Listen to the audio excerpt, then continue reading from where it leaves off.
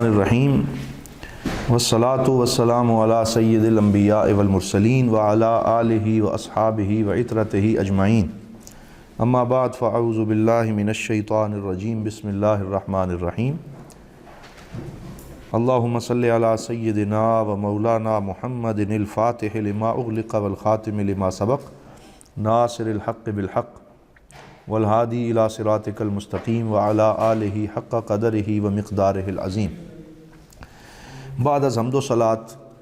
Zia السیرہ course کا ایک اور سیشن لیے ہوئے آج ہم ایک دفعہ پھر حاضر ہیں، اور الحمدللہ جو سفر ہم نے ضیاء النبی شریف کی پہلی جلد سے شروع کیا تھا، آج ہم اس کی چوتھی جلد کے آغاز میں پہنچ چکے ہیں، اور آج میرے اس لیکچر میں ضیاء النبی شریف کی صفحہ نمبر 1 سے لے کر صفحہ نمبر 130 تک جو ابتدائی 130 صفحات ہیں ان کا خلاصہ آپ کی خدمت میں پیش کیا جا رہا ہے۔ چوتھی جلد کے آغاز میں حضور ضیاء الامت رحمۃ اللہ تعالی علیہ سن 5 ہجری میں پیش آنے والے واقعات کا ذکر فرماتے ہیں، اور بالخصوص سب سے پہلے غزوہ خندق کا ذکر جو ہے اس سے اس جلد کا آغاز ہوتا ہے۔ اور غزوہ خندق یہ اسلام اور کفر کے مابین غزوہ بدر اور غزوہ احد کے بعد تیسرا بڑا غزوہ ہے، اور اس کے اپنے اثرات ہیں، اس کے اپنے اسباب ہیں جن سے بہت کچھ سیکھنے کا ہمیں ملتا ہے۔ اسی وجہ سے پیر صاحب نے بڑی تفصیل کے ساتھ اس پہ روشنی ڈالی ہے، اور تقریباً 100 صفحات پہ محیط پورا ایک اس کے اوپر بیانیہ اور اس کا بیان جو ہے اس کو فرمایا گیا ہے۔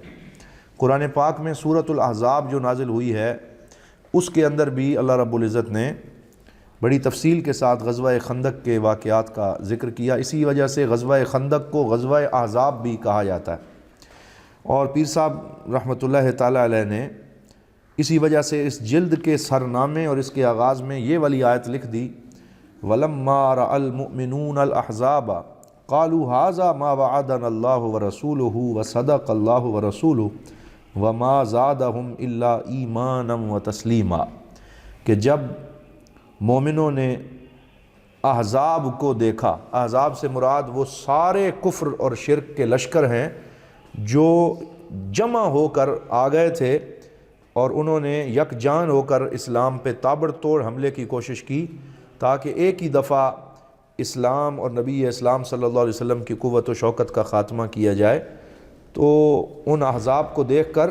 ایمان والوں کے ایمان میں اور اضافہ ہوا، اور انہوں نے بیک آواز ہو کے کہا کہ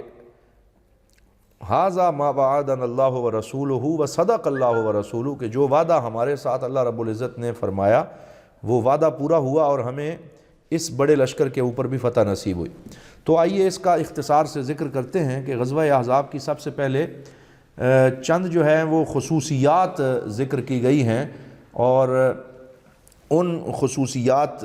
میں سے سب سے پہلی خصوصیت پیر صاحب نے یہ ذکر کی ہے کہ اس میں تمام دشمن متحد ہو کے آ گئے۔ اب بدر میں بھی چند گنے چنے لوگ تھے، 1000 کے قریب لشکر تھا، احد میں وہ لشکر جو ہے وہ تقریباً 3000 کے قریب ہو گیا، لیکن غزوہ خندق کے اندر ابو سفیان نے ایسا لشکر تیار کیا کہ جس میں یہودی بھی شامل ہیں اور دیگر بہت سے قبائل بھی شامل ہیں اور پورے مکہ والے بھی شامل ہیں، تو کل ان کی تعداد جو ہے وہ 12000 تک جا پہنچی۔ تو یہ جو ہے اس میں واقعہ پیش آیا، اور اس کے ساتھ ساتھ اس میں یہ واقعہ بھی پیش آیا کہ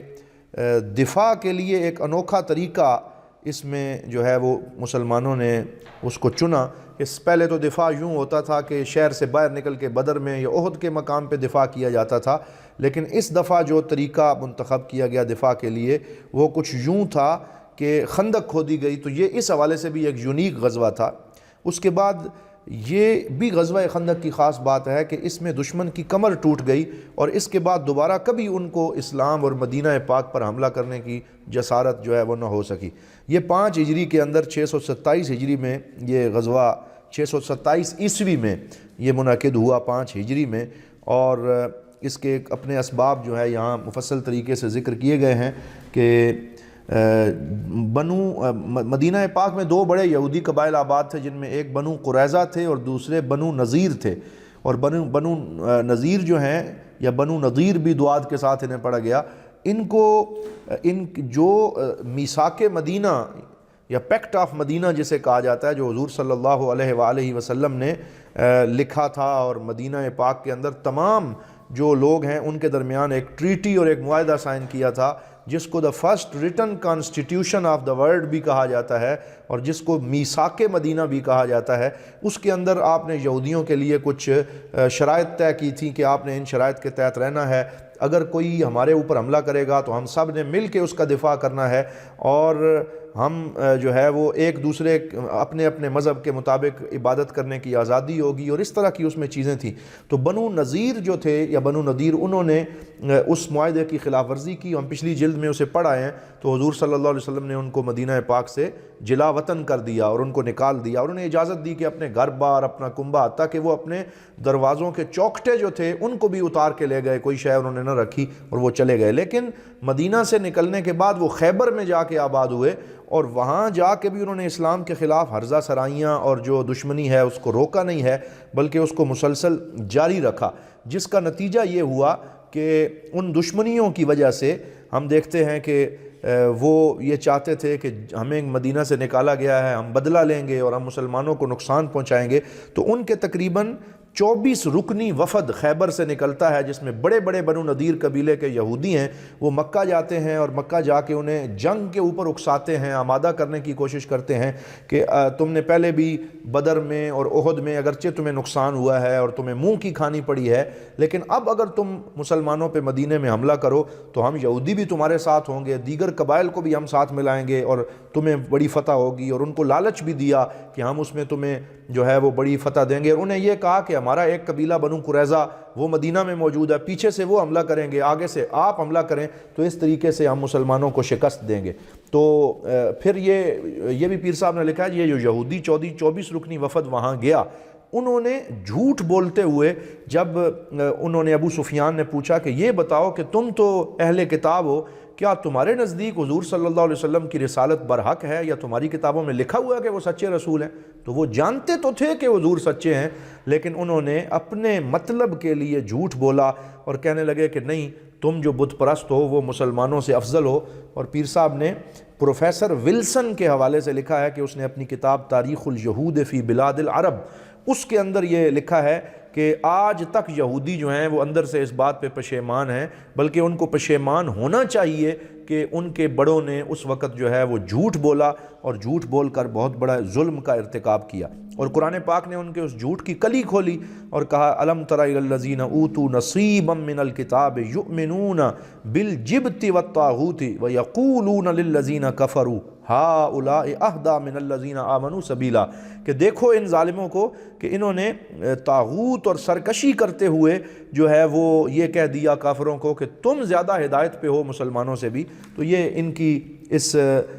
منافقت کا ذکر کیا جا رہا ہے۔ اور اس کے بعد پھر وہ لکھتے ہیں کہ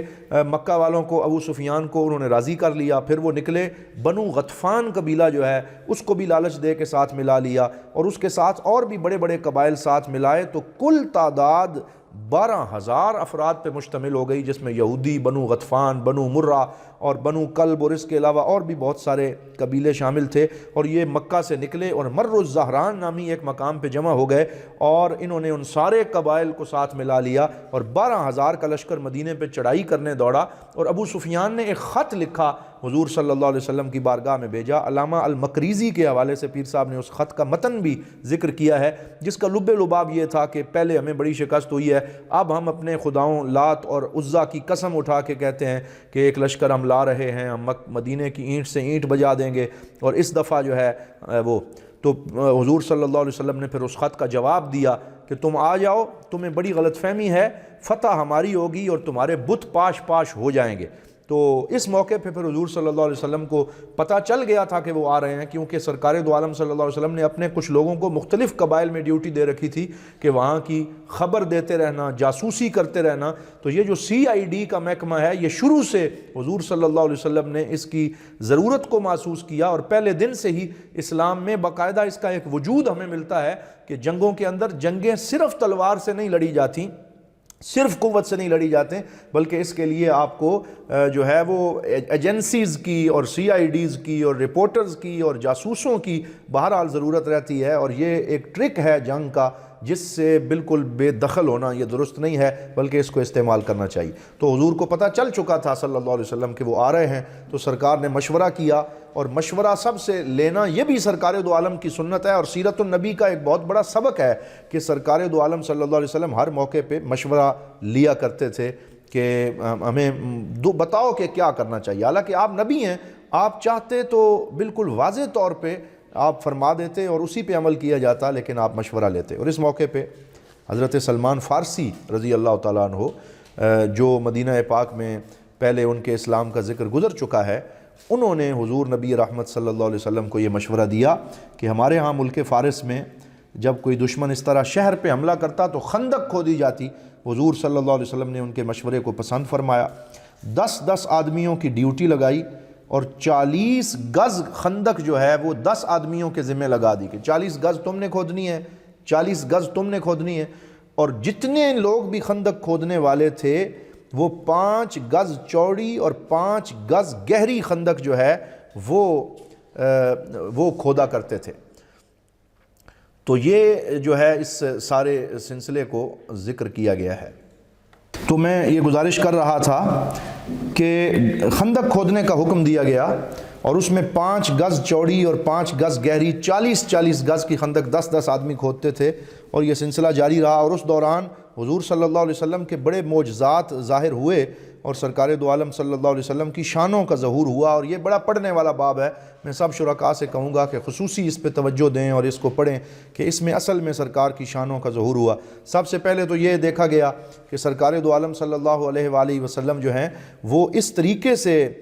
خندق کھودنے میں خود بھی مشغول تھے۔ پیر صاحب نے لکھا کہ فخر دو جہاں سرور کون و مکاں، اپنے دستے مبارک میں کدال لیے اپنے غلاموں کے دوش بدوش خندق کھودنے میں مصروف تھے، اور مٹی اٹھا اٹھا کر باہر پھینک رہے تھے۔ صحابہ کرام کہتے ہیں کہ شکم مبارک کے بال مٹی سے اٹ گئے اور جلد مبارک دکھائی نہیں دیتی تھی۔ وہ کیا منظر ہوگا جب صحابہ کرام رضوان اللہ علیہ مجمعین کے ساتھ مل کے سید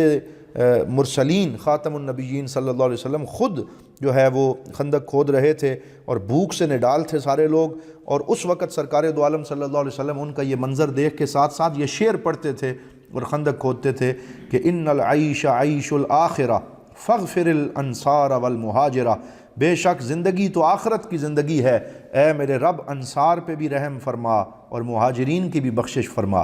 اور پھر جب صحابہ حضور کی زبان سے یہ شعر سنتے، ساتھ حضور کو کام کرتے ہوئے دیکھتے، تو ان پہ بھی وجد کی کیفیت طاری ہو جاتی، اور کیف و سرور اور مستی میں ڈوب کے وہ مل کے یہ شعر پڑھنے لگتے۔ نحن الذین بایعوا محمدا علی الجہاد ما بقینا ابدا، ہم ہی منزل عشق و محبت کے وہ مسافر ہیں جنہوں نے اپنے ہادی و مرشد صلی اللہ علیہ وسلم کے دست مبارک پر بیعت کی ہے، جب تک ہم زندہ رہیں گے کلمہ حق کو بلند کرنے کے لیے مصروف جہاد رہیں گے۔ پھر حضور صلی اللہ علیہ وسلم کے صحابی حضرت عبداللہ بن رواحہ یہ شعر پڑھتے تھے، اللہم لولا انت مہتدینا ولا تصدقنا ولا صلینا، یا رسول اللہ، اللہ کی عزت کی قسم اگر آپ نہ ہوتے ہمیں ہدایت نہ ملتی، نہ ہم صدقہ کرتے، نہ ہم نمازیں پڑھتے۔ فَأَنزِلَن سَكِينَةً عَلَيْنَا وَثَبِّتِ الْأَقْدَامَ إِن لَاقَيْنَا، یا اللہ سرکار دو عالم صلی اللہ علیہ وسلم کے صدقے ہمارے اوپر اطمینان اور سکون نازل فرما، اور اگر ہمارا مقابلہ دشمنوں سے ہو تو ہمیں ثابت قدم رکھنا۔ یہ منظر تھا۔ اور اس میں پھر یہ واقعہ پیش آیا کہ خندق کھودتے کھودتے ایک جگہ ایسی آ گئی جہاں پر چٹان آ گئی اور وہ ٹوٹ نہیں رہی تھی۔ پیر صاحب نے تفصیل سے یہ واقعہ لکھا کہ سرکار کی بارگاہ میں حاضر ہوئے، یا رسول اللہ باقی خندق تو تیار ہے، ایک چٹان ٹوٹنے کا نام نہیں لیتی، تو کیا کیا جائے؟ تو حضور صلی اللہ علیہ وسلم خود تشریف لائے، اور آپ نے وہ گینتی پکڑی اور اللہ اکبر کا نعرہ لگا کے ضرب لگائی، اور اس سے اتنی روشنی پیدا ہوئی جیسے کسی نے گھپ اندھیرے میں اچانک چراغ جلا دیا ہو۔ اور پھر اس کا تیسرا حصہ پہلی ضرب سے ٹوٹا، لائٹ نکلی، تو سرکار دو عالم صلی اللہ علیہ وسلم نے فرمایا اللہ اکبر اعطیت مفاتیح الشام، کہ مجھے اس ضرب لگائی تو میں نے پتھر پہ ہے لیکن شام فتح ہو گیا، مجھے شام کی چابیاں دے دی گئیں۔ دوسری ضرب لگائی، فرمایا اب مجھے فارس کی چابیاں دے دی گئیں، ایران فتح ہو گیا۔ تیسری ضرب لگائی، پوری چٹان ریزہ ریزہ ہو گئی، اور سرکار نے فرمایا اوتیت مفاتیح الیمن، کہ اب مجھے یمن کی چابیاں جو ہیں وہ اللہ تعالیٰ نے دے دی ہیں۔ تو یہ وہ خوبصورت منظر ہے جس کو بیان کیا گیا ہے۔ اور اس میں پھر پیر صاحب نے پہلے تو منافقین جو اس وقت ارد گرد تھے ان کی یاوہ گوئی لکھی ہے کہ وہ جب یہ بات انہوں نے سنی نا تو اندر کچھ منافق بھی تھے جو بعد میں سرکار نے نام لے لے کے ان کو نکال دیا تھا، اور پتہ چل گیا تھا کہ سچے یہ صحابہ یہ ہیں، اور ان میں سے کچھ وہ منافق تھے جن کا نام سرکار نے خود لے لیا تھا۔ اگر سرکار نہ لیتے تو نعوذ باللہ کسی صحابی پہ بھی اعتراض ہوتا، لیکن ان کو چن چن کے نکال دیا گیا تھا، صحابہ سے ان کا کوئی تعلق نہیں تھا۔ تو وہ چند منافق تھے یہودیوں سے جو ملے ہوئے تھے، وہ کہتے تھے کہ دیکھو محمد عربی صلی اللہ علیہ وسلم، ان کی باتیں سنو کہ وہ نعوذ باللہ جھوٹی امیدیں دلا رہے ہیں اور جھوٹے وعدے کر رہے ہیں، اور خود جو ہے وہ مکے سے نکال دیے گئے، اور اب یثرب پہ حملہ ہو گیا ہے، اور یہاں پر خود خندق کھود کے اپنا دفاع کر رہے ہیں، اور یہ کہتے ہیں جی دیکھو ہم نے شام بھی فتح کر لیا، ایران فتح ہو گیا۔ تو وہ اس طرح کی باتیں کرتے۔ اس وقت اللہ رب العزت نے یہ آیت نازل فرمائی وَإِذْ يَقُولُ الْمُنَافِقُونَ وَالَّذِينَ فِي قُلُوبِهِمْ مَرَضٌ مَا وَعَدَنَا اللَّهُ وَرَسُولُهُ إِلَّا غُرُورًا، کہ جب منافق اور جن کے دلوں میں مرض ہے وہ یہ کہتے تھے کہ دیکھو رسول پاک صلی اللہ علیہ وسلم اور اللہ نے ہمارے ساتھ کوئی وعدہ نہیں کیا، یہ دھوکہ ہے، نعوذ باللہ وہ اسے دھوکہ قرار دیتے، لیکن مسلمان کہتے کہ یہ سارے وعدے حق ہیں اور سچے ہیں۔ یہاں پیر صاحب کا مزاج یہ ہے کہ جب بھی کوئی واقعہ سیرت کا بیان کرتے ہیں، اگر اس سے عقیدے کا کوئی استدلال ہوتا ہو تو اسے ضرور منشن کر دیتے ہیں۔ یہاں دیکھیں صفحہ نمبر 35 کے اوپر جلد 4 میں کتنا خوبصورت استدلال پیر صاحب نے فرمایا۔ آپ فرماتے ہیں کہ سرکار دو عالم جب پہلی ضرب لگائی تو فرمایا اعطیتو، کہ مجھے کنجیاں دے دی گئیں جو ہیں وہ شام کی اور ایران کی اور پھر یمن کی۔ حالانکہ شام اور ایران اس کی فتوحات کا آغاز سیدنا صدیق اکبر کے دور میں ہوا، اور اس کی تکمیل حضرت عمر فاروق رضی اللہ تعالیٰ عنہ کے دور میں ہوئی۔ تو حضور نے گویا یہ فرما کر کہ مجھے کنجیاں دے دی گئیں، اس بات کا اعلان فرما دیا کہ میرے بعد آنے والے ابو بکر صدیق کی خلافت بھی برحق ہے، اور حضرت عمر فاروق کی خلافت بھی برحق ہے، اور ان کی جو فتوحات ہیں وہ در حقیقت میری فتوحات ہیں، اور وہ میرے اسی پیغام کی ایکسٹینشن ہیں، اور وہ میرے فیض کو آگے پہنچانے والے ہیں، لہٰذا ان کے بارے میں کوئی آدمی غلط بات نہ کرے۔ اور یہاں پیر صاحب نے اہل تشیع کی کتب سے فروع کافی اور حملہ حیدری 2 کتابوں سے اس واقعے کو بیان کیا کہ یہ چٹان توڑنے والا واقعہ صرف اہل سنت کی کتابوں میں نہیں ہے، بلکہ فروع کافی جو اہل تشیع کی مشہور کتاب ہے، تہران سے طبع ہوئی ہے، اور اس کی کتاب الروضہ کے صفحہ نمبر 25 کے اوپر پوری کی پوری یہ روایت موجود ہے کہ اس طریقے سے وہ 3 ضربیں سرکار نے لگائیں اور ان ملکوں کے فتح ہونے کی بشارت دی۔ اسی طرح حملہ حیدری جو ہے علامہ بازل کی کتاب ہے، اس کے اندر سے بھی پیر صاحب نے اسی واقعے کو ذکر کیا کہ اللہ رب العزت نے اپنے نبی صلی اللہ علیہ وسلم کو جب یہ بشارت دی تو پھر اس میں گویا صحابہ کرام کی خلافت کا بیان بھی ہو گیا۔ پھر اس میں یہ واقعہ بڑا اہم ہے جس سے حضور کی نبوت پہ ہمارا یقین اور بڑھتا ہے اور سرکار کی وجود کی برکات کا ہمیں علم ہوتا ہے، اور وہ واقعہ خندق کی کھدائی کا واقعہ ہے کہ خندق کی کھدائی کے بعد اس دوران فاقہ کشی ہو گئی اور بھوک لگنا شروع ہو گئی۔ کئی دنوں تک خندق کھودنے کا سلسلہ جاری رہا، اور کھانے پینے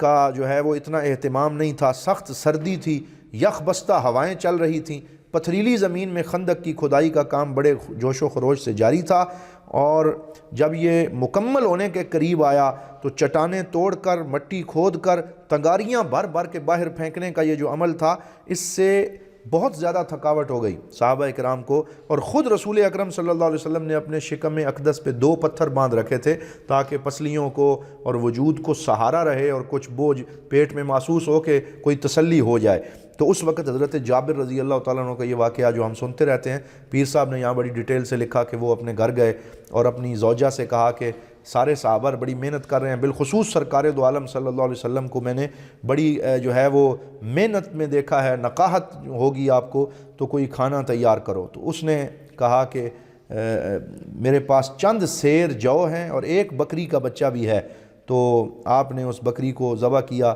اور گوشت ہنڈیا میں پکانے کے لیے رکھا، اور بیوی سے کہا کہ آٹا گوندو، میں سرکار دو عالم کو بلا کے لاتی ہوں۔ تو اس دوران پھر بیوی نے کہا کہ ہمارے گھر میں کھانا بہت تھوڑا ہے، تو آپ اونچی آواز سے جا کے سرکار کو نہ کہنا بلکہ کان میں سرگوشی کرنا، تاکہ حضور صلی اللہ علیہ وسلم تھوڑے لوگوں کو لے کے آئیں، ایک دو بندے ساتھ آ جائیں تاکہ ہمارا پردہ بھی رہ جائے۔ تو اس میں پھر یہ لکھا ہے کہ جب حضرت جابر جاتے ہیں اور جا کر بڑی رازداری سے عرض کرتے ہیں کہ یا رسول اللہ بڑی قلیل مقدار میں کھانا پکایا ہے، آپ تشریف لے چلیں۔ تو حضور صلی اللہ علیہ وسلم نے پوچھا کہ کتنا پکایا ہے؟ تو انہوں نے بتایا کہ اتنا پکایا ہے، تھوڑا سا گوشت ہے۔ سرکار نے فرمایا کثیر طیب، کہ یہ تھوڑا نہیں ہے، یہ تو بہت زیادہ اور بہت پاکیزہ ہے،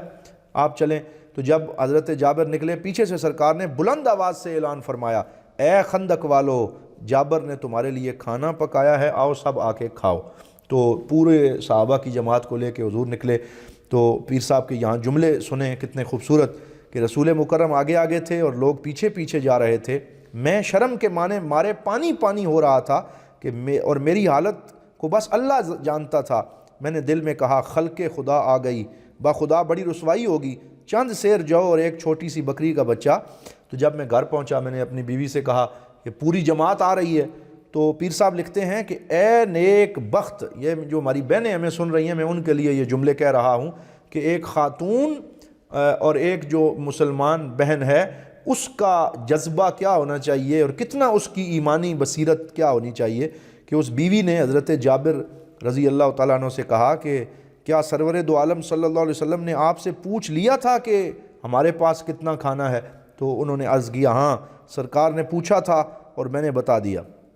تو وہ کہنے لگیں کہ پھر آپ سب کو آنے دو، فکر کرنے کی ضرورت نہیں، اللہ و رسولہ عالم، کہ اللہ اور اس کا رسول جانتا ہے، اگر سرکار ان کو لا رہے ہیں تو حضور صلی اللہ علیہ وسلم خود برکت عطا فرمائیں گے اور انشاءاللہ کچھ بھی نہیں ہوگا۔ یعنی ان کو یقین تھا سرکار دو عالم صلی اللہ علیہ وسلم کی ذات پہ اتنا زیادہ کہ اس میں کسی طرح کا کوئی شک و شبہ نہیں تھا۔ پھر سرکار تشریف لائے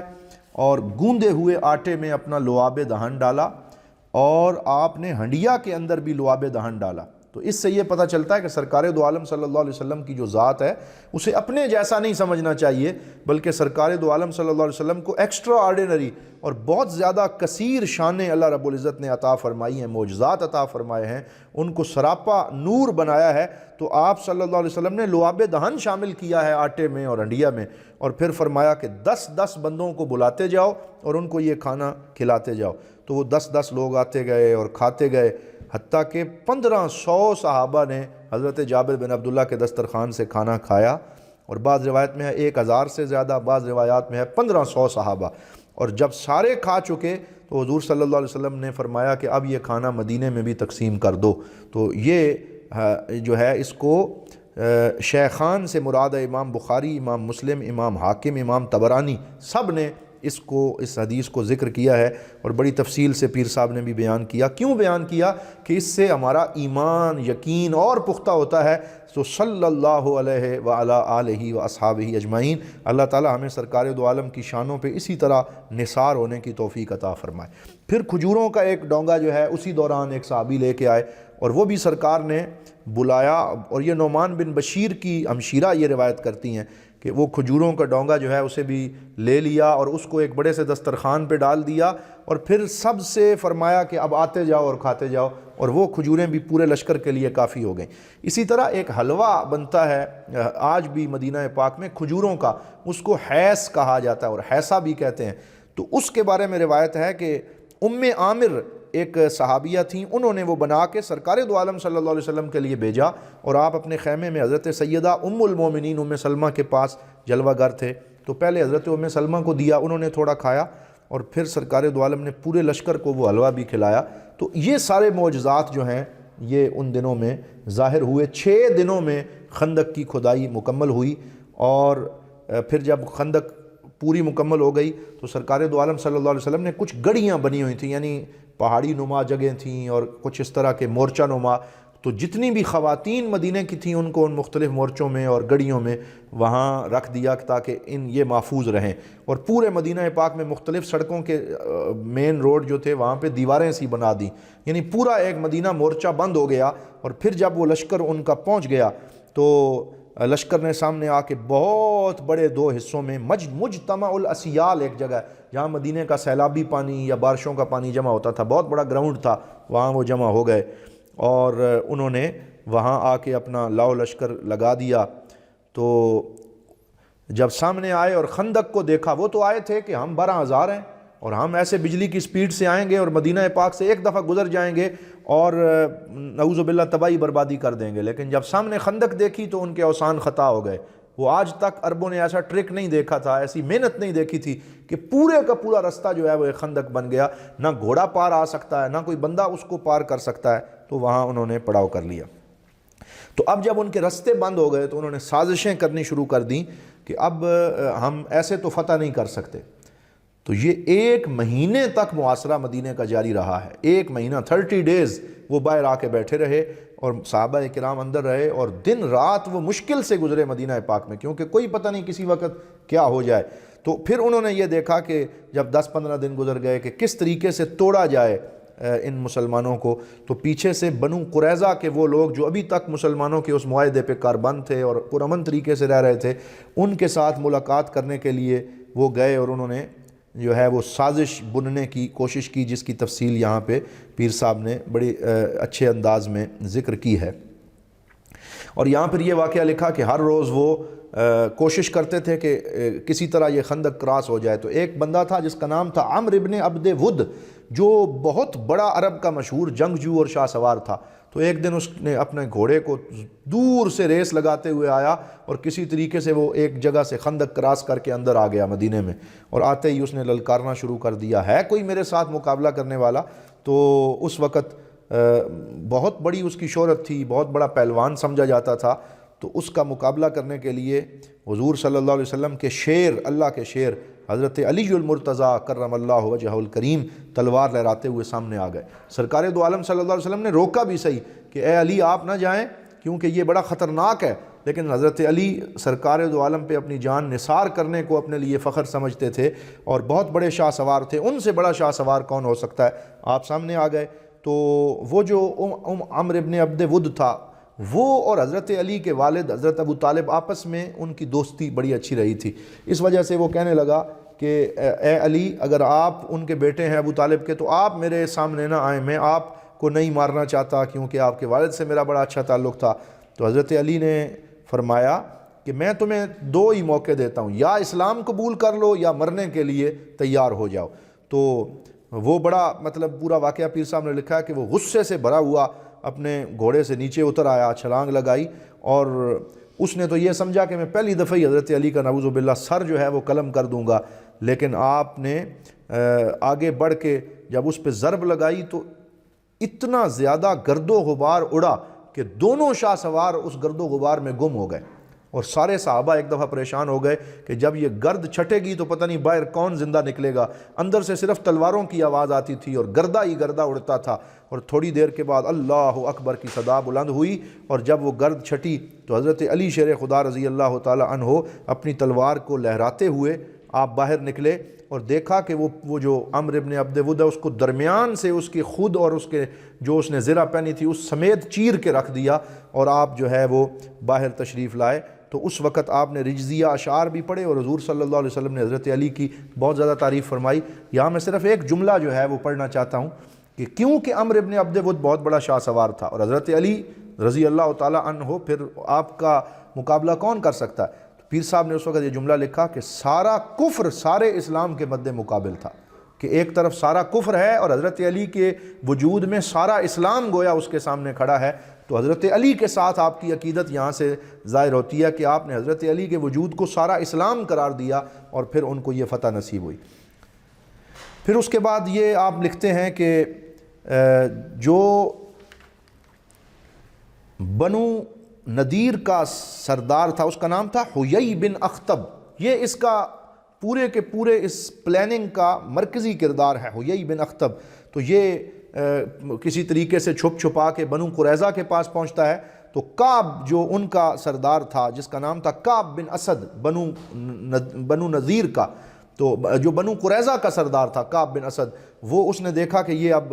حیی بن اخطب میری طرف آ رہا ہے اور یہ مجھے بھی اکسائے گا، تو اس نے ایک دفعہ گیٹ بند کر دیا، لیکن وہ کسی طریقے سے کہنے لگا مجھے کھانا تو کھلا دو، مجھے اندر تو آنے دو۔ تو اس نے کھانا کھلانے کے لیے اسے اندر بلایا، تو اس نے اسے اس طریقے سے پٹی پڑھائی، کہنے لگا میں اتنے کافر مشرک اور اتنا بڑا لشکر لے کے آیا ہوں، اگر تم تھوڑی سی میری ہیلپ کر دو تو ہم مسلمانوں کو ختم کر دیں گے۔ بالآخر اس نے تیار کر لیا کعب بن اسود کو بھی اس جو ہے بے رخی کے لیے اور اس معاہدے کے ساتھ ظلم اور زیادتی کرنے کے لیے اور اس منافقت کے لیے تیار کر لیا۔ تو حضور صلی اللہ علیہ وآلہ وسلم کو یہ اطلاع پہنچی کہ بنو قریظہ بھی ہمارے خلاف پیچھے سے تیار ہو گئے ہیں اور انہوں نے بھی تیاری شروع کی ہوئی ہے اور وہ اب تلواریں تیز کر رہے ہیں۔ تو سرکار دو عالم صلی اللہ علیہ وسلم نے حضرت سعد بن معاذ اور سعد بن عبادہ کو بھیجا کہ جاؤ ذرا دیکھ کے آؤ کیا یہ اطلاع سچی ہے۔ اور یہاں سرکار دو عالم صلی اللہ علیہ وسلم کی اسٹریٹجی اور آپ کی جو پالیسی ہے وہ مظاہرہ کریں، اس کو دیکھیں۔ سرکار نے انہیں کہا کہ جاؤ دیکھ کے آؤ، اگر واقعی یہ اطلاع سچی ہے کہ وہ بھی ہمارے خلاف ہو گئے ہیں تو پھر سب کے سامنے آ کے مجھے نہ بتانا کہ سب کا مورال ڈاؤن ہو جائے گا اور سارے سمجھیں گے کہ اب ہمارا کیا ہوگا۔ زیادہ صحابہ پریشان ہو جائیں گے کہ سامنے 12,000 ہیں، پیچھے سے بھی اب وہ تلواریں تیز کر رہے ہیں، ہم تو چکی کے 2 پاٹوں کے درمیان آ گئے۔ تو سرکار نے فرمایا مجھے سب کے سامنے نہ بتانا، اشارے سے بتانا تاکہ صحابہ کرام کا مورال ڈاؤن نہ ہو اور ان کا شجاعت اور ان کی بہادری اپنی جگہ قائم رہے۔ تو وہ گئے، دیکھا کہ وہاں تو منظر ہی بدلا ہوا ہے، تلواریں تیز ہو رہی ہیں اور مختلف تیر اندازی ہو رہی ہے، بھالے اور تیر کمان سنبھال کے اسلحہ نکال کے وہ بیٹھے ہوئے ہیں۔ تو انہوں نے بات کرنے کی کوشش کی کہ تمہارا ہمارا معاہدہ چل رہا ہے۔ وہ کہنے لگے کون سا معاہدہ، ہم تو رسول عربی کو جانتے ہی نہیں ہیں، کون محمد، کس محمد کی بات کرتے ہو؟ تو پورا سینیریو چینج تھا۔ تو انہوں نے آ کے اشارے کے ساتھ یہ بات بتائی اور حضور صلی اللہ علیہ وسلم اس وقت صحابہ میں بیٹھے ہوئے تھے، آپ سمجھ گئے کہ یہ معاملہ ہے۔ تو آپ نے بجائے اس کے کہ کوئی ایسی بات آپ کرتے جس سے صحابہ پریشان ہوتے، آپ نے فرمایا ابشروا یا معاشر المومنین، اے مومنوں تمہارے لیے خوشخبری ہے کہ اللہ کی مدد اور اللہ کی نصرت آنے والی ہے۔ اس سے یہ پتہ چلتا ہے کہ جو قائد ہوتا ہے اسے کبھی بھی کوئی ایسا بیان نہیں دینا چاہیے جس سے کسی کا مورال ڈاؤن ہو جائے، کوئی پریشان ہو جائے، بلکہ پریشانی میں بھی اسے ہمت اور حوصلے کی بات کرنی چاہیے۔ سرکار نے فرمایا خوشخبری ہے، اللہ کی مدد آنے والی ہے۔ تو اس وقت پھر یہ جو حملے کی منصوبہ بندی تھی اس کو رکوانے کے لیے بھی اپنی اپنی کوششیں جو ہیں وہ کی گئیں۔ اب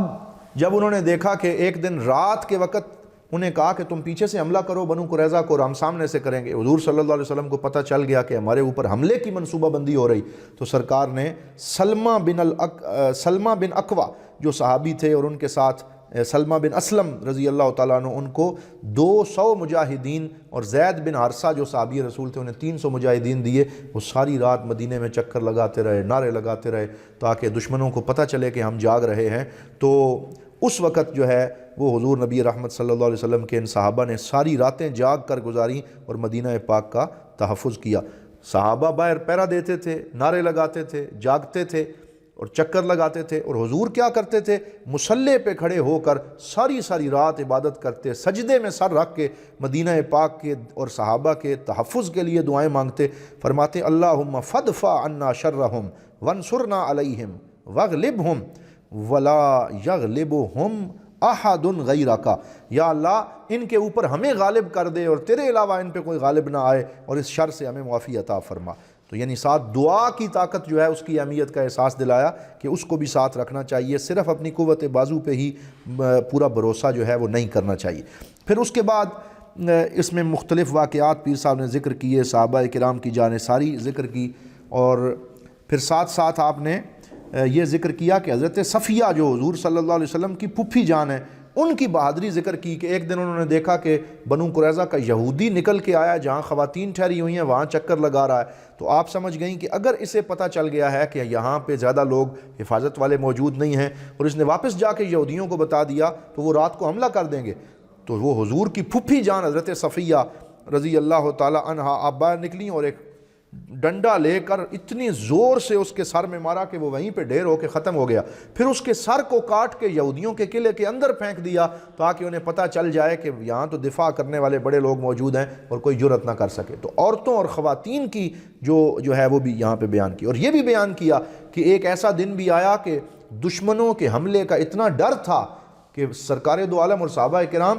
24 گھنٹے ان کے ساتھ مقابلہ کرنے کے لیے ادھر توجہ رہی، نہ زور پڑھ سکے، نہ عصر پڑھ سکے، نہ مغرب پڑھ سکے، نہ عشاء، 4 نمازیں رہ گئیں۔ تو پھر حضور صلی اللہ علیہ وسلم نے جب رات کو سب تھک ہار کے سونے لگے، لیٹنے لگے، حضور نے حضرت بلال رضی اللہ تعالیٰ عنہ سے فرمایا اذان دو، تو زور کی اذان عشاء کے بعد دلوائی۔ یہ جنگ کے اندر کچھ ایسے بھی کبھی حالات آ جاتے ہیں، تو ایکسیپشنز کا ذکر کیا کہ جنگ میں اتنے شدید حالات میں بھی نماز نہیں چھوڑنی، پہلے زور پڑھائی خود، ساتھ عصر پڑھائی، ساتھ مغرب پڑھائی، پھر عشاء پڑھائی، 4 نمازیں رات کے وقت پڑھائیں۔ یہ صاحب ترتیب نمازی کا حکم یہی ہوتا ہے، جو 40 دن تک مسلم نماز پڑھتا رہے وہ صاحب ترتیب بن جاتا ہے۔ تو پھر اس نے جب نمازیں اس طرح قضا بھی کرنی ہوں تو اسے اسی ترتیب سے پڑھنی چاہیے جیسے حضور صلی اللہ علیہ وسلم نے پڑھی ہیں، اکٹھی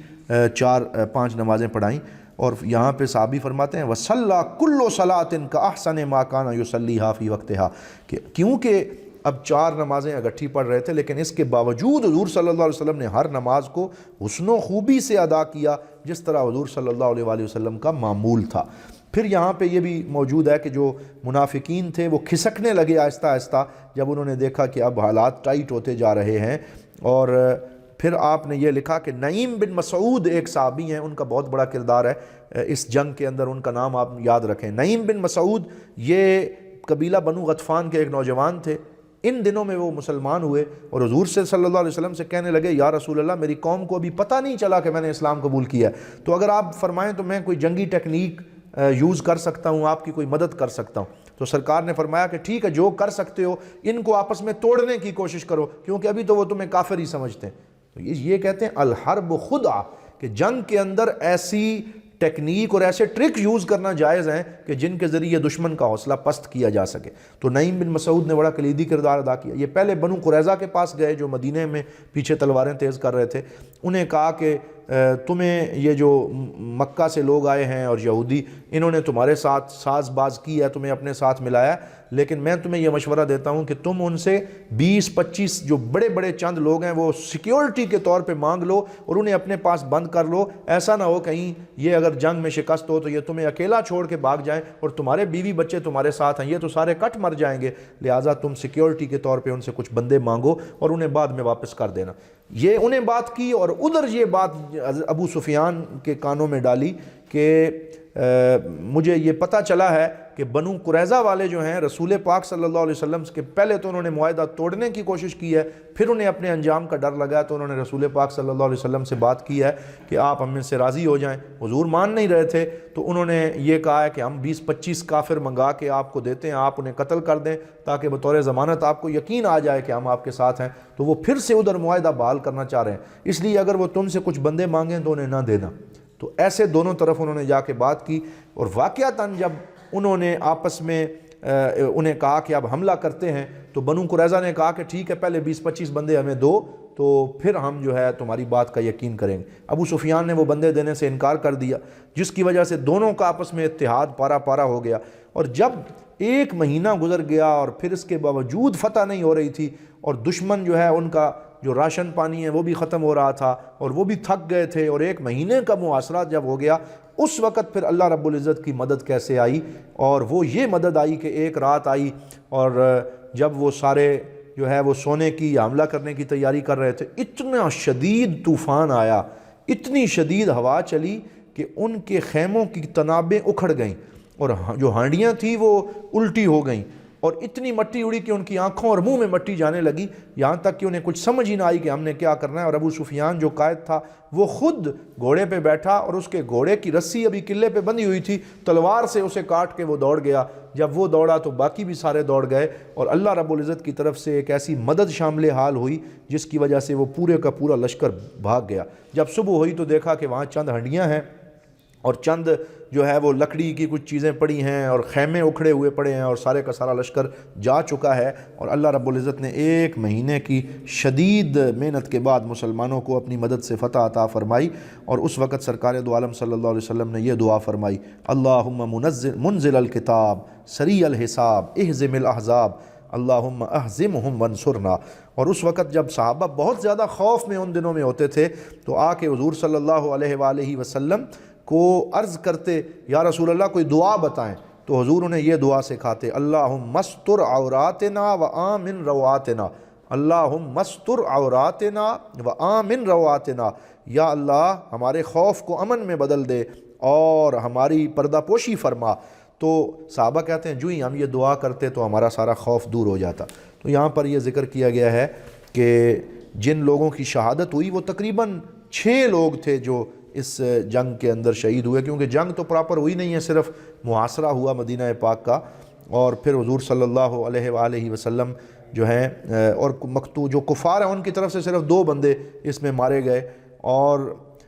حضرت سعد بن معاذ رضی اللہ تعالیٰ عنہ کا ذکر یہاں کرنا بڑا ضروری ہے کہ اس جنگ کے دوران وہ قبیلہ جو مدینہ کے 2 بڑے قبیلے ہیں اوس اور خزرج، اوس کے سردار کا نام ہے حضرت سعد بن معاذ رضی اللہ تعالیٰ عنہ۔ وہ انہوں نے زرہ جو باندھی ہوئی تھی نا لوہے کی، وہ چھوٹی تھی، ان کے بازو ننگے تھے، تو وہ نیزہ لے کے حضور کے خیمے کے باہر سرکار کا دفاع کر رہے تھے کہ دشمنوں کی طرف سے ایک تیر آیا اور وہ تیر ان کے بازو میں لگا، ان کی شہ رگ جو بازو کے اندر مین ہوتی ہے وہ یہاں کٹ گئی، اور اس کی وجہ سے آپ 1 مہینہ یا جو ہے وہ بلکہ 1 مہینے سے بھی زیادہ بستر پہ رہے، مسلسل خون آتا تھا، مرم پٹی ہوتی، لیکن اس کے باوجود وہ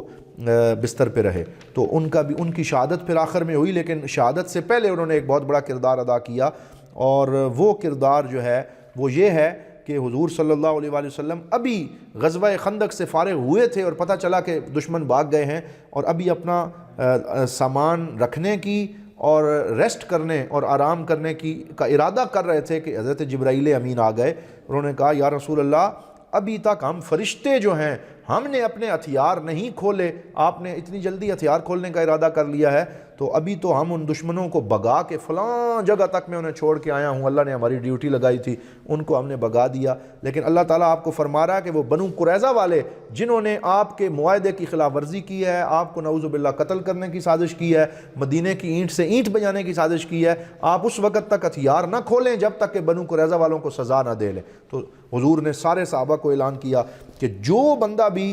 میری آواز سن رہا ہے یا جس تک پہنچ رہی ہے، سارے لوگ عصر کی نماز بنو قریظہ میں پڑھیں۔ یہ مشہور حضور کا فرمان ہے کہ کوئی بندہ ریسٹ نہ کرے، سارے ادھر پہنچو۔ تو وہاں پھر سارے صحابہ کرام، ابھی کوئی تھکا ہوا تھا، کوئی سونے لگا تھا، کوئی ہتھیار اتارنے کا ارادہ کر رہا، پھر سارے گھوڑوں پہ چڑھے اور بنو قریظہ کے خیموں کے سامنے وہاں پہنچ گئے۔ حضور صلی اللہ علیہ وسلم بھی پہنچے، اور وہاں پہ پھر حضور نبی رحمت صلی اللہ علیہ وآلہ وسلم نے محاصرہ کر لیا، اور جو بنو قریظہ والے تھے انہیں سمجھ آ گئی کہ اب تو یہ پہنچ گئے ہیں مسلمان، تو پہلے انہوں نے پتھر مارے، تیر مارنے کی کوشش کی، لیکن کب تک ان کی چل سکتی تھی۔ بالآخر ان کے وہ تیر شیر ختم ہو گئے، تو انہوں نے مذاکرات کے لیے باہر آنا چاہا، حضور نے اجازت دی، تو ان کا ایک وہ جو کعب بن اسد ہے ان کا سردار، وہ باہر آیا اور مذاکرات شروع ہوئے۔ تو مذاکرات میں پہلے وہ کہنے لگے کہ جس طرح آپ نے بنو نذیر کو مدینہ چھوڑنے کی اجازت دی تھی ہمیں بھی دے دیں۔ سرکار نے فرمایا اب اجازت نہیں ملے گی، پھر کہا میں ہماری جان بخش دیں۔ حضور نے فرمایا کہ میں اس کے بارے میں بھی کچھ نہیں کہہ سکتا، اور پھر واپس وہ گئے۔ تو ساری مشاورت کے بعد بہرحال 25 دن یہ محاصرہ جاری رہا، اور بالکل جب وہ ان کے سارے آپشن ختم ہو گئے، انہوں نے سرنڈر کر دیا، تو حضور صلی اللہ علیہ وسلم کے پاس قبیلہ اوس والے یعنی خزرج والے اور اوس والے، قبیلہ اوس کے سارے لوگ آئے، اور انہوں نے آ کے کہا کہ پہلے آپ نے بنو نذیر کے بارے میں خزرج والوں کی سفارش مان کے انہیں مدینے سے جانے دیا تھا، اب اوس والے ہم سفارش کرتے ہیں آپ بنو قریظہ کو بھی چھوڑ دیں اور ان کو بھی جانے دیں۔ حضور صلی اللہ علیہ وسلم نے فرمایا کہ میں تمہیں اس کا خود فیصلہ نہیں کر سکتا، تمہارا سردار کون ہے؟ وہ کہنے لگے ہمارا سردار تو سعد بن معاذ ہیں رضی اللہ تعالیٰ عنہ۔ تو آپ صلی اللہ علیہ وآلہ وسلم نے فرمایا کہ ٹھیک ہے، میں تمہارے سردار کو حکم مقرر کرتا ہوں، جو فیصلہ سعد بن معاذ ان کا کر دیں گے وہ ہمیں بھی منظور ہوگا۔ تو وہ اوس والے بڑے خوش ہوئے کہ یہ تو ہمارے سردار کے پاس فیصلہ آ گیا، وہ فوراً ان کے پاس گئے۔ وہ اس وقت بستر علالت پہ تھے اور بڑی تکلیف میں تھے، لیکن حضور صلی اللہ علیہ وسلم کا جب انہیں یہ پتہ چلا کہ حضور نے میرے اوپر اعتماد کیا، ان کو ایک سواری پہ بٹھا کے زخمی حالت میں بنو قریظہ کے گیٹ کے پاس لایا گیا، اور حضور صلی اللہ علیہ وسلم نے جب وہ آئے تو تمام صحابہ سے فرمایا قوموا لسیدکم، اپنے سردار کے استقبال کے لیے کھڑے ہو جاؤ۔ سارے کھڑے ہوئے، آپ تشریف لائے، تو آپ نے پوچھا کہ جو میں فیصلہ میں کروں گا کیا وہ تمہیں قبول ہوگا؟ سب نے کہا ہمیں قبول ہوگا، تاکہ یہودیوں نے بھی کہا کہ ہمیں یہ فیصلہ قبول ہوگا۔ تو انہوں نے پھر کیا فیصلہ کیا؟ انہوں نے کہا کہ ان کے جتنے بالغ لوگ ہیں ان سب کو قتل کر دیا جائے، اور ان کی عورتوں اور بچوں کو غلام بنا لیا جائے اور ان کے مال اور جائیدادیں مہاجرین اور انصار میں تقسیم کر دی جائیں۔ یہ فیصلہ کیا کہ ان کے جتنے مرد ہیں بالغ ہیں ان کو قتل کر دیا جائے، اور جو عورتیں اور بچے ہیں وہ غلام لونڈیاں بنا دیں، اور جو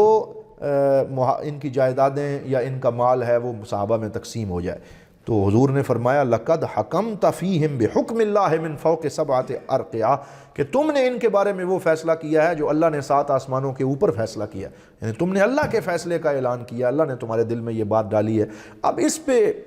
جو ہے وہ ایک بڑی لے دے ہوتی ہے،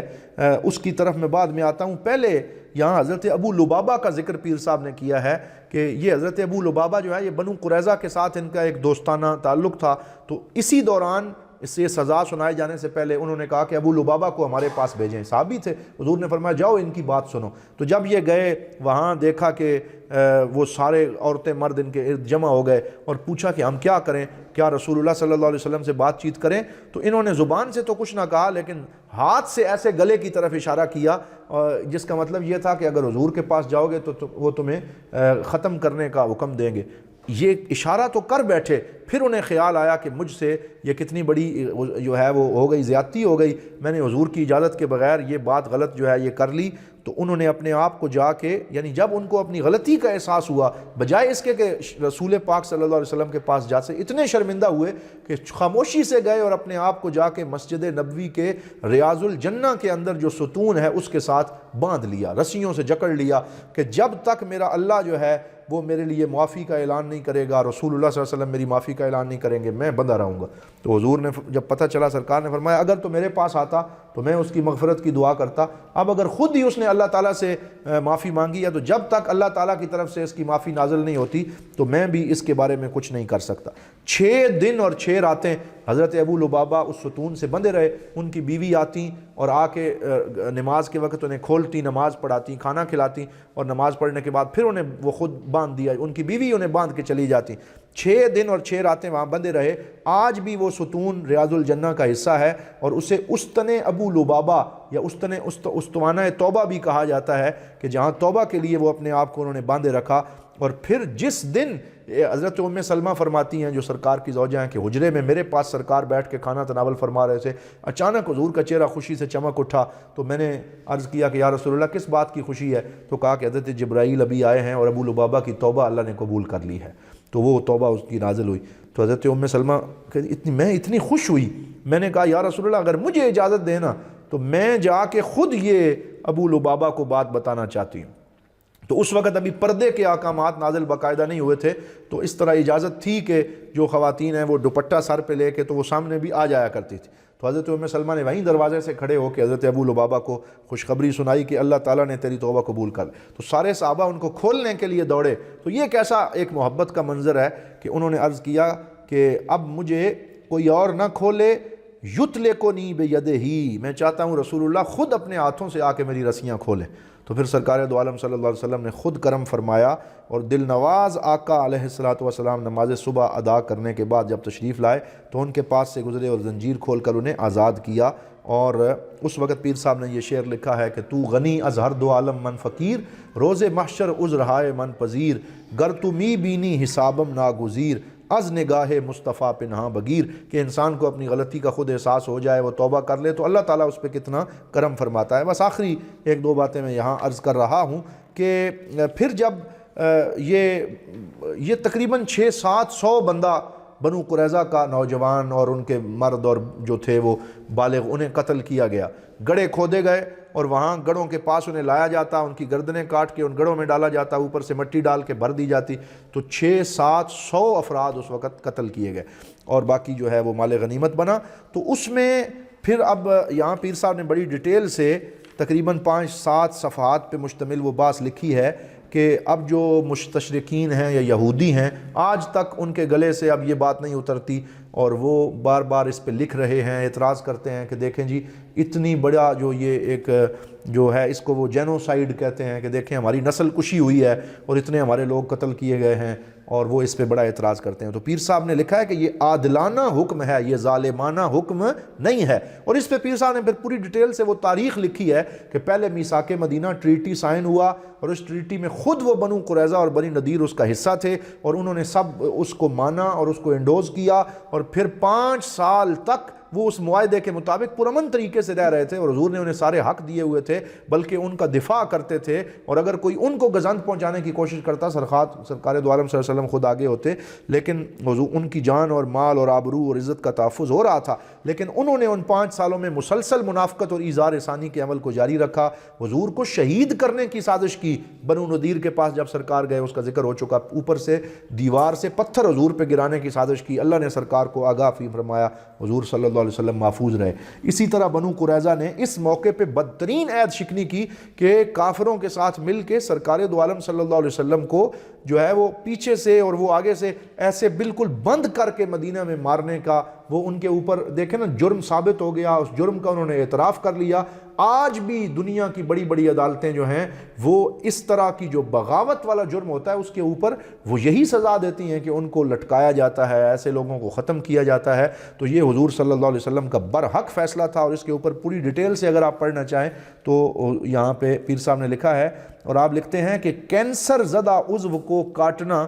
یہ تو آپریشن میں بھی ہوتا ہے کہ جسم کا وہ حصہ جو کینسر زدہ اور سرطان زدہ ہو جائے اس کو نہ کاٹا جائے تو پورے جسم میں وہ کینسر پھیل جاتا ہے۔ تو اس طریقے سے وہ سارا لکھا گیا۔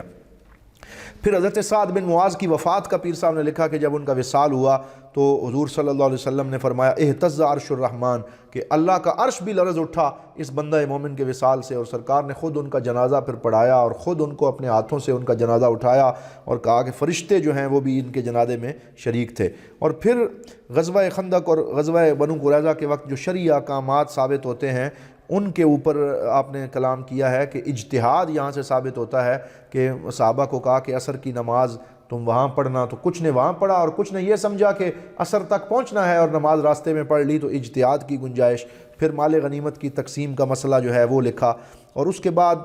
دیگر کچھ شرعی احکام جو ہیں ان کے متبنی کے جو احکام ہیں، یعنی یا متبنہ جسے کہتے ہیں کہ وہ جو اڈاپٹڈ چائلڈ ہے، یعنی جس بندے کو جس آدمی کی اولاد نہ ہو اور وہ کسی یتیم خانے سے یا کسی جگہ سے کسی کو اٹھا کے اپنا بیٹا بنا لے، منہ بیلا بیٹا کہے، تو منہ بولے بیٹے کے احکام جو ہیں وہ بھی 5 ہجری میں نازل ہوئے، اور سورہ احزاب میں پورا ایک رکوع جو ہے وہ حضرت زید رضی اللہ تعالی عنہ، جن کو زید بن محمد کہا جانے لگا تھا کیونکہ سرکار نے انہیں اپنا منہ بلا بیٹا کہا تھا، لیکن پھر جو ہے وہ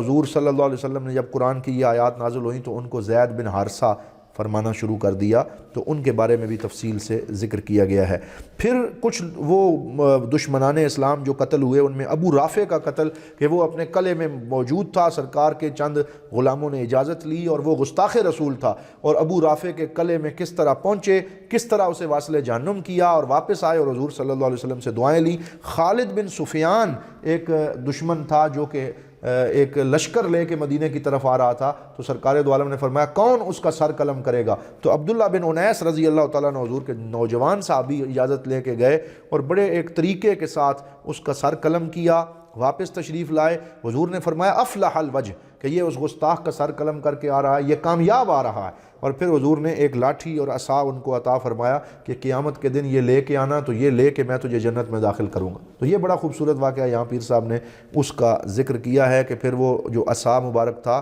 اسے انہوں نے اپنے ساتھ دفن کرنے کی وصیت کی کہ میں قیامت کے دن یہ لے کے اٹھوں گا اور اپنے آقا صلی اللہ علیہ وسلم کی بارگاہ میں حاضر ہوں گا۔ آخر میں جہاں پہ میری یہ آج بات مکمل ہوتی ہے اس میں حضرت زینب بنت جحش رضی اللہ تعالی عنہا،